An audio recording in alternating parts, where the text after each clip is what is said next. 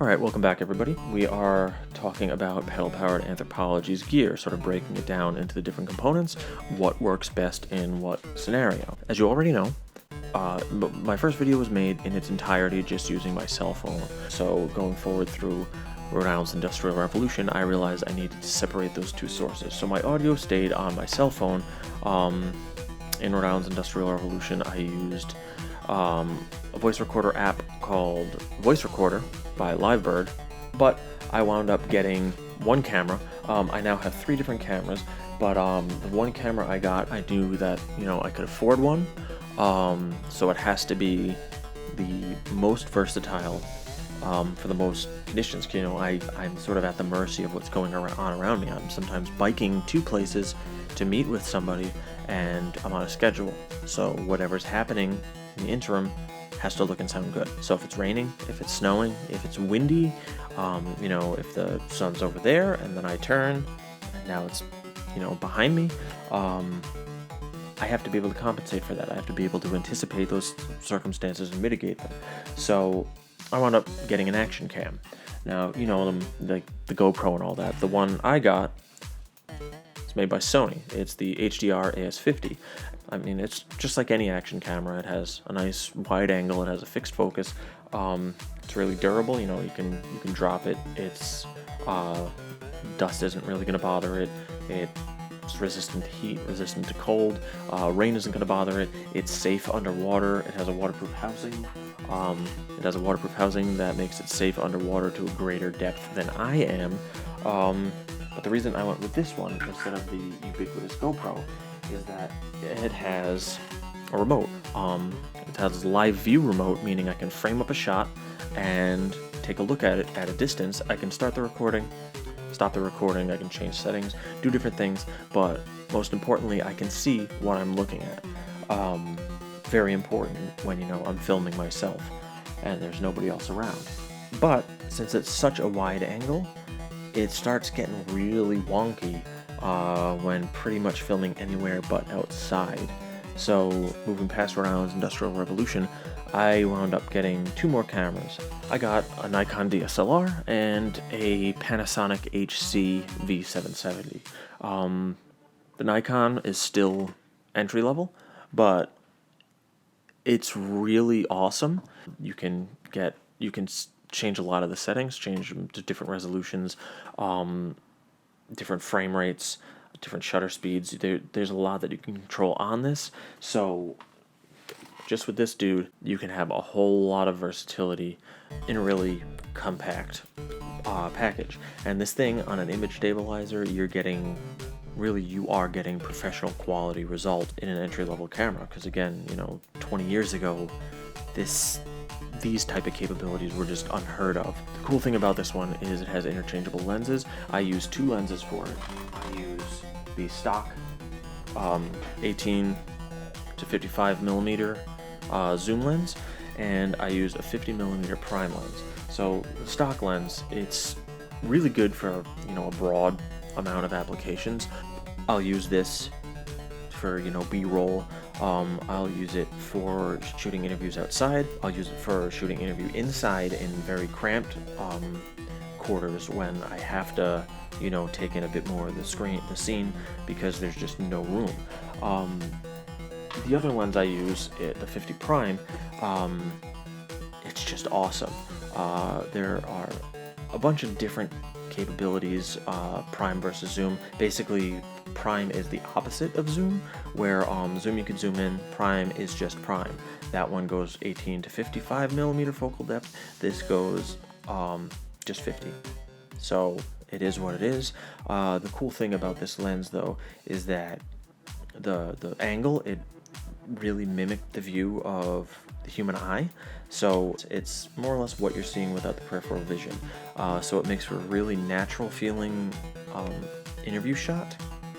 And the shallow focal depth also means that, you can tweak the focus and really pull your subject out of the scene and get a really crisp shot of your interview subject with a nice sort of creamy blurred background, so really awesome looking interviews. The other camera that I have is the Panasonic HCD770. It's the one that you're seeing right now. It's a camcorder. It's slightly above entry level, but it's outdated now, so it's really excellent features, like stupid amount of zoom, and really it picks up the slack where the Nikon doesn't. And it's a great second angle camera. It's a great backup camera when batteries start dying. It's really good to have two things. If someone else is working with me, it really comes along a lot. Two people can be filming, two people can be walking around filming B-roll. It really enhances the capabilities a lot. It doesn't have interchangeable lenses, but the zoom is just incredible, and the image quality is out of this world as far as I'm concerned. That's everything regarding cameras. Lighting was really the trickiest thing for Pedal Powered Anthropology. I sort of ignored it for a while. It was kind of hard to justify the space and the weight and all that, but I wound up getting a basic 2-point lighting system from Linco. This is one of them, packed down. It's a compact tripod. It's a compact tripod with the light, a softbox that opens up with the light inside, and you can see it reflecting pretty well.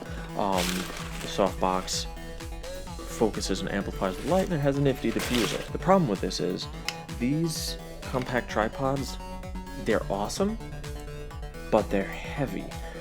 So I was kind of sacrificing the versatility of the height for a lighter weight, and I didn't get that. So I have no complaints about these, but they would be good for portraiture or something. They don't really travel super well on a bike. The light fixture itself, it doesn't dim. It's kind of a static thing. You turn it on and there it is. The diffuser helps a lot, but sometimes you don't need full intensity light. And then the other drawback, one that I can control, but it's sort of whatever, is that it comes with compact fluorescence, which these particular CFLs, they're very good light, but compact fluorescents still need to warm up. They're notoriously short-lived, and for what I do, packing a very fragile mercury-filled glass bulb in tight quarters with, tomorrow's bike shorts, makes you a bit concerned. So that kit, while I get excellent results with it, and for what it is, it's awesome, I don't use it nearly as much as I did. And going forward from Pedal for Pongo, I went with LEDs. I wound up getting a 500 LED light board.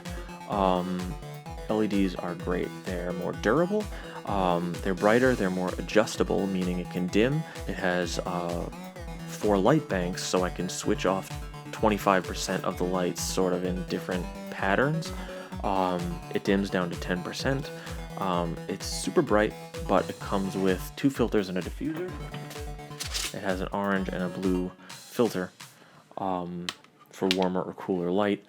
And it also has what are called barn doors, which kind of open and close over it, and they work like those soft boxes where they focus and amplify the light, but they also, protect the face of the LEDs themselves. And LEDs, they last a long time. So I anticipate getting much more longevity out of this thing than I would get out of the other two in a much more compact package. The one unit is heavier than a single unit of this, but the entire thing is lighter. It's flat, and it's not the same type of bulky as the Linco compact kit was. And then in addition, I got this thing, which doesn't look like much, but inside this is a 43-inch light reflector. It flips out, it's soft, it's obviously compact. It has a few different colors. One is silver to reflect a cooler light, one is gold to reflect a warmer light, one is white to reflect kind of a balanced light, and then, you can take the cover off altogether and it serves as the world's biggest diffuser in case you're like filming in front of a supernova or something. So the LED light panel combined with the floppy reflector, it gives a 2-point lighting system that's very lightweight, very compact. It only needs one outlet. It's just really versatile with the minimum amount of hassle. So that really covers everything. In the previous episode, we talked about my audio equipment. In this episode, we talked about my video equipment and my lighting equipment.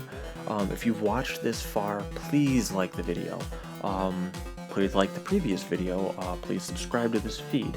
It may sound kind of dumb that I want likes, but the more likes my videos get, the more my material shows up in different people's feeds, getting more people's eyes on my stuff, more people learning from my stuff, maybe even more people paying me for my stuff. So please like, please subscribe. I hope you got something out of this video. Any questions, comments, you know how to get in touch with me. Thanks for watching.